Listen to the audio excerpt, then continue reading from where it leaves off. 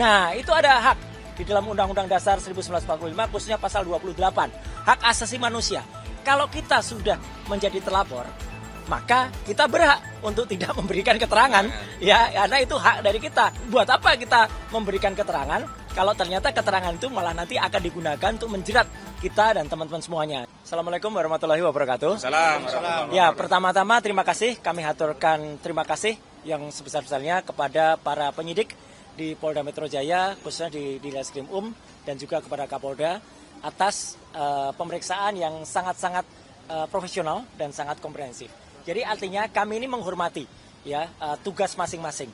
Jadi artinya kami tetap datang sesuai dengan undangan dan ini adalah undangan yang kedua.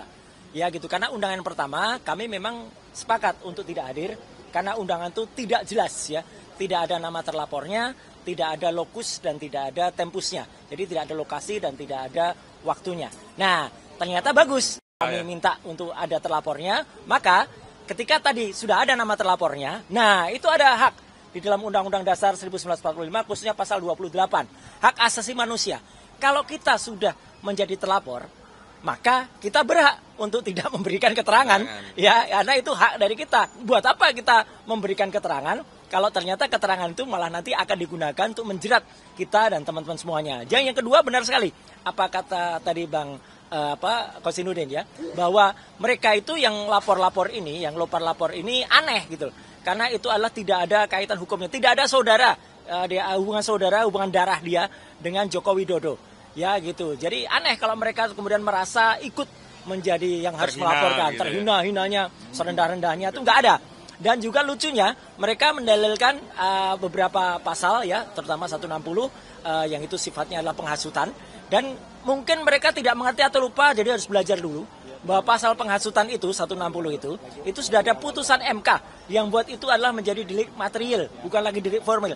Jadi harus ada korban yang dihasut dan yang dihasut itu membuat kerusuhan atau membuat keonaran secara nyata.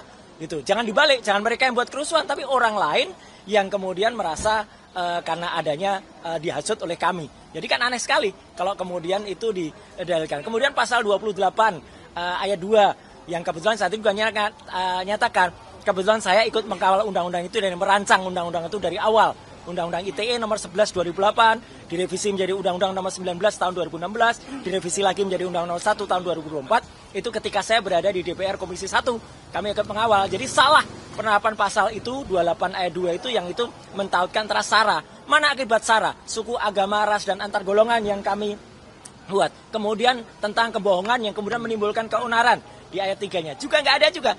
Jadi karena itu tidak ada semua, maka kami tadi sepakat ya, kami hanya diperiksa tentang ditanya di awal depan nama dan kemudian bagaimana kondisi kesehatan. Tapi seterusnya ya karena nggak ada hubungannya, ya makanya ya udah lanjut saja. Jadi makanya dengan cepat, meskipun saya nggak tahu masing-masing mungkin agak berbeda. Saya ada 85 pertanyaan dengan 55 halaman, maka bisa diselesaikan dengan sangat cepat ya. Gitu. Jadi jangan kecewa ya untuk para pelapor yang sudah berharap itu akan, karena itu pun nanti akan menjadi catatan bagi kepolisian kenapa mereka memproses sesuatu yang tidak jelas ya, karena tidak jelas. Dan yang paling penting kami tadi juga menyampaikan surat dari tim kuasa hukum kami bahwa ini tidak ada legal standingnya. Jadi mereka 5 pihak itu tidak ada legal standingnya, apalagi mereka mengatasnamakan, ada yang mengatasnamakan pengacara ya gitu. Itu kan aneh gitu, pengacara kok malah lapor tugasnya. Jadi itu sama sekali di luar nurul ya gitu. Jadi nalar ya. Jadi kami sekali lagi terima kasih kepada media, terima kasih kepada Polda Metro Jaya yang sudah sangat-sangat profesional dengan sangat bagus memproses ini. Dan moga-moga ya kami juga berdoa, moga-moga kemarin saya sedikit melakukan analisis terhadap, karena ada banyak teman-teman mana yang tanya, benarkah ada foto seseorang video seseorang yang main ATV itu ya itu ada di pantai di Tabanan. Ya gitu, videonya benar, lokusnya benar, tapi tempusnya, peristiwanya kapan? Nah itu masih tanda tanya. Ya, terima kasih.